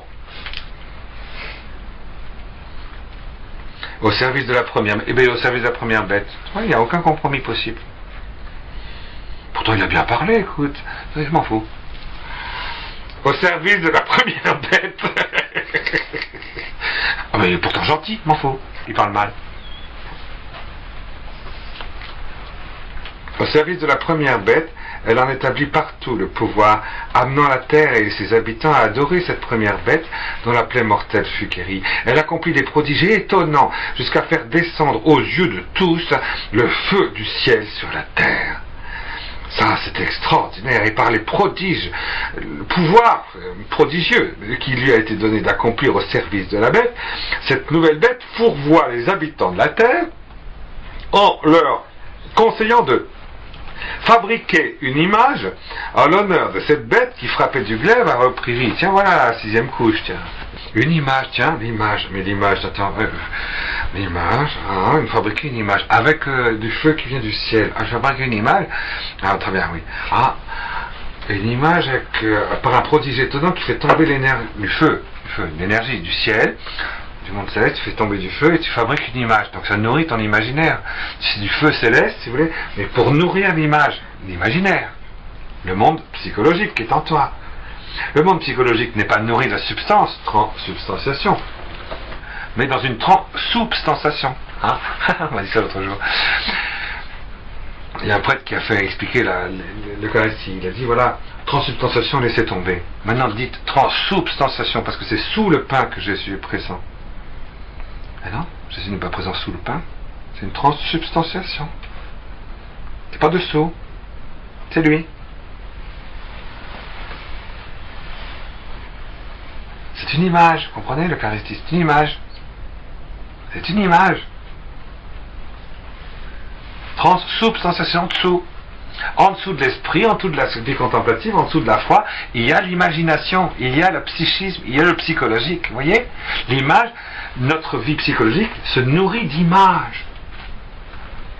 L'imaginaire se nourrit d'images. Quand on fait un cauchemar, c'est des images. Mais quand le religieux se nourrira d'images, ça devient métapsychique. Vous voyez, parce que quand l'image se nourrit du monde sacré, quand l'image devient sacrée, vous voyez, quand votre vie intérieure surabonde à l'infini de quelque chose de complètement sacré par l'imaginaire, dans le psychisme déborde, et devient métapsychique. C'est ça le métapsychique. C'est pas spirituel. C'est pas l'adoration. L'adoration, il n'y a pas d'imagination dans l'adoration. Il n'y a pas d'image dans la contemplation. Et il y a le mystère qu'on voit, on le voit, mais il n'y a aucune image. C'est pas psychologique. Vous voyez? Le monde métapsychique apparaît là. Oh, comme c'est beau, ça que c'est bien dit. Oh! De fabriquer une image en l'honneur de cette bête qui frappait de glaive a repris vie, et on lui donne même de pouvoir donner vie, d'animer cette image de la bête pour la faire parler. Il y a même des messages. Ah! Donc maintenant attention au message. Hein. Et de faire en sorte que soient mis à mort tous ceux qui n'adoreraient pas l'image de la bête. Ah oui, si tu crois pas à mes messages, eh ben tu iras en enfer. J'en connais. Hein. Par ces manœuvres, tous, petits et grands, riches ou pauvres, libres ou esclaves, se feront marquer sur la droite ou sur le front, et nul ne pourra rien acheter ni vendre s'il n'est marqué au nom de la bête ou au chiffre de son nom. C'est ici qu'il faut de la finesse, que l'homme doué de l'esprit, d'intelligence calcule le chiffre de la bête. C'est un chiffre d'homme. Son chiffre, c'est 6. 6.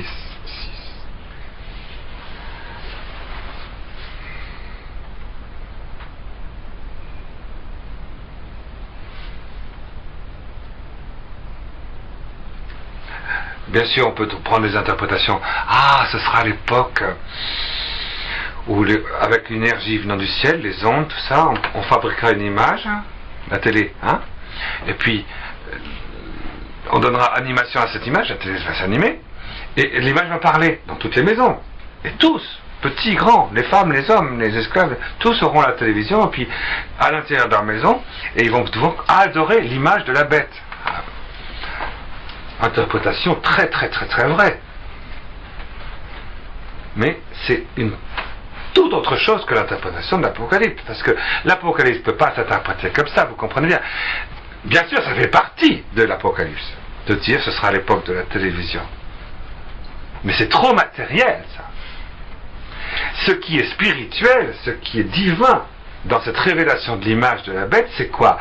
C'est que on va se trouver devant une mystique, se pourrait se faire une seule religion pour toute la terre, qui serait une mystique de l'image du Christ, de la réalisation métapsychique.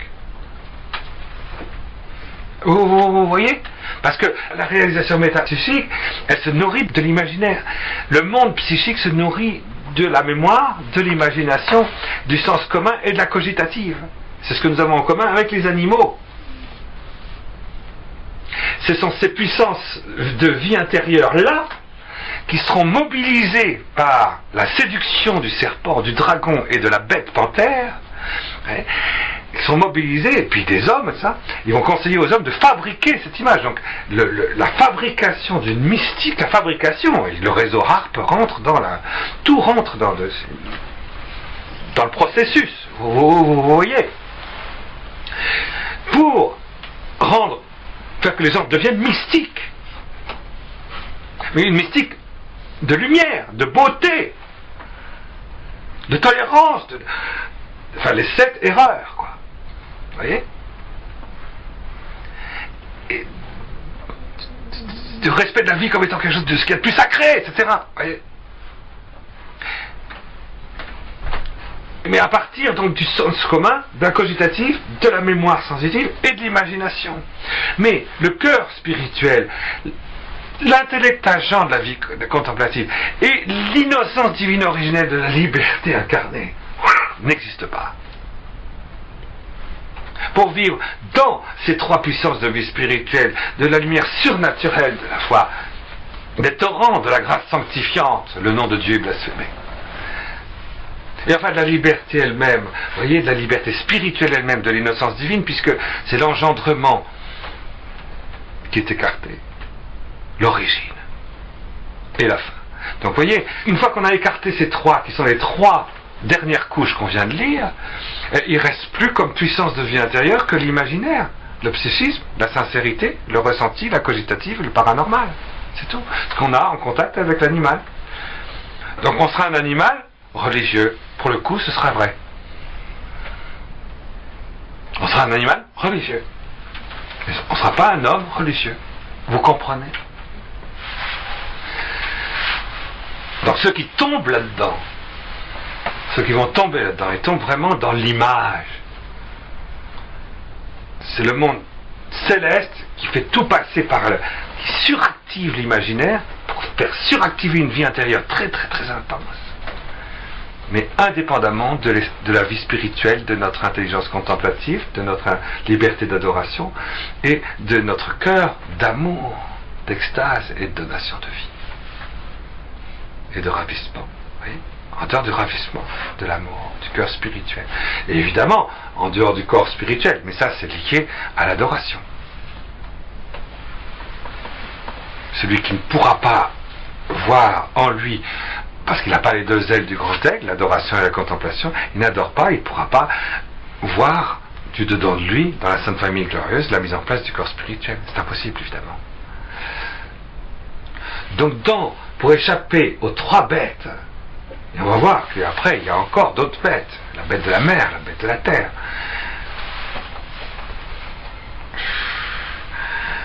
Et c'est le corps spirituel, et c'est l'esprit humain, dans la grâce du nom de Dieu, et dans la Sainte Famille glorieuse. Voilà, les 3. Et de l'autre côté, si vous n'avez pas ça, c'est l'image. Alors vous êtes marqué, vous pensez comme l'Antichrist, 666 sur le fond, ça veut dire vous pensez, sur la tête, ça veut dire vous pensez comme l'Antichrist, et 666 sur la main, ça veut dire vous agissez comme l'Antichrist. Et personne ne pourra rien acheter ni vendre. C'est vrai qu'à l'époque de l'Antichrist, personne ne pourra acheter ni vendre sans avoir le microchip, le mesh block, ou l'implant bioélectronique, si vous savez. Ça c'est vrai, c'est pas l'interprétation principale, vous comprenez. Mais c'est vrai aussi. Mais c'est très très loin d'être l'interprétation principale. Bien sûr qu'il faudra refuser à tout prix de recevoir l'implant bioélectronique avec 666 dedans. Alors c'est vrai c'est vrai, mais c'est ça qui est difficile avec le livre de l'Apocalypse, c'est que nous aujourd'hui on est très handicapés parce que on voit la réalisation matérielle là sous nos yeux arriver, et du coup on est tenté de s'arrêter là, alors que jusqu'à maintenant dans l'Apocalypse justement on était dans l'interprétation essentielle, vous voyez, terminale, finale, surnaturelle. Et on n'était pas arrêté par ces histoires d'implants, tout ça, comme aujourd'hui, vous voyez, ou de télévision. C'est pour ça qu'avec l'Apocalypse, il faut faire attention. C'est le corps mystique de Jésus, et ça vient du ciel. Donc on est en dehors, effectivement, et on comprend la différence entre le monde spirituel et le monde des énergies, le monde métapsychique. Les anges du ciel ont chassé les démons. Ils sont tous venus dans notre univers, les démons. Et donc leur seul but, c'est de coopérer avec tous les éléments de vie et de matière qui sont sur la terre pour produire à l'intérieur des petits de l'homme le blasphème. Et ce blasphème, c'est de sortir de l'image et ressemblance de Dieu tout en ayant l'impression d'être entièrement divinisé dans l'amour de Dieu. C'est métapsychique, si vous voulez. Et pour ça, il faut vraiment couper toute liberté intellectuelle. Il faut que les gens deviennent bêtes. C'est très important pour le démon, que les gens deviennent stupides. On dit bien, pourquoi la bête? Abêtissement. Et c'est vrai que la télévision joue un rôle très important. Il n'y a aucune recherche de la vérité. C'est la télévision qui l'a dit. Ah oui, mais si c'est pas la vérité. Ah, ça fait rien, c'est la télévision qui l'a dit. Ah bah, Patrick Poivre n'a pas dit ça. Ah bah oui, mais...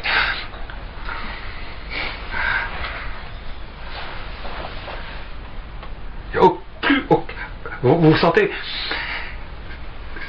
C'est l'abêtissement. Ça, du coup, l'intelligence ne peut plus atteindre le mystère de Dieu. Ou chercher la vérité, ou recevoir le Verbe de Dieu. Et pour la paternité, c'est pareil. Si je coupe tous les champs morphogénétiques avec la loi d'abomination, on peut revenir à notre introduction, c'est que Daniel a dit, ça commence lorsque on s'attaque aux champs morphogénétiques de l'origine par le clonage. Voilà. Enfin, si vous voulez résumer de Daniel, c'est ça, du prophète Daniel. Quand il y a l'abomination de la désolation, tac, chronomètre, ça commence. Pourquoi? Parce que tous les champs morphogénétiques de l'humanité vont être bloqués, anéantis. Métapsychiquement, c'est une technique extraordinaire. C'est une technique, c'est pas pour faire des clones. Ils en ont rien à cirer de faire des clones. C'est uniquement pour briser à l'intérieur de la vie intérieure de tous les êtres humains, tous les champs morphogénétiques et collectifs de l'humanité, pour sortir, j'allais dire, de leur ego et rentrer dans l'adoration. C'est strictement impossible quand il y aura cette espèce de chakra originel qui sera brisé. Le démon pourra rentrer dans l'innocence divine originelle de chacun d'entre nous. C'est le seul but du clonage. Il n'y a pas d'autre but du clonage du côté de l'humanité. L'autre but, c'est de donner une grande gifle au Créateur, directement. Mais le démon ne ferait pas ça s'il n'avait pas un résultat très important. Et ce résultat très important, c'est précisément qu'il ne puisse plus y avoir possibilité d'adoration.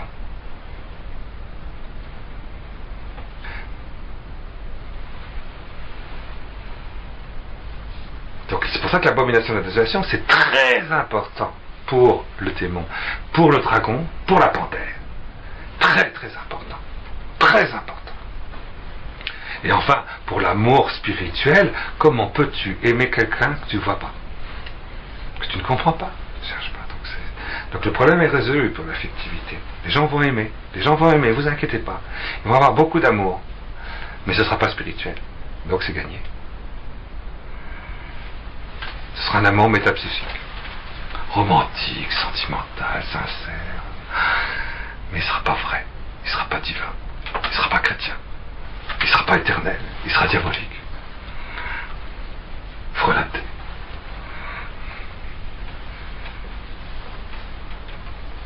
L'Apocalypse montre ça, vous voyez, que l'enjeu, il est là, dans la contemplation et l'adoration. Voilà l'enjeu. Et maintenant, la protection mise en place du corps spirituel. Et maintenant, le signe, l'infaillibilité. les deux témoins, la conversion d'Israël, l'Eucharistie, Marie et Joseph.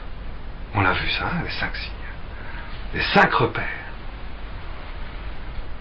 Voilà. Et donc on a brossé comme ça ensemble, vous voyez, les 7 signes. Et du coup, on va pouvoir rentrer dans les 7 coupes. Comment, au milieu de tout ça, la miséricorde de Dieu va opérer les 7 coupes. Grâce à ceux qui sont restés fidèles.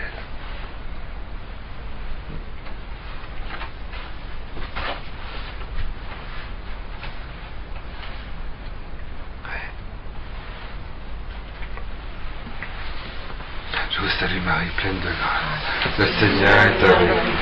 Vous êtes bénie entre toutes les femmes. Et je suis le fruit de vos entrailles bénies. Sainte Marie, Mère de Dieu, priez pour nous pauvres pécheurs, maintenant et à l'heure de notre mort. Amen.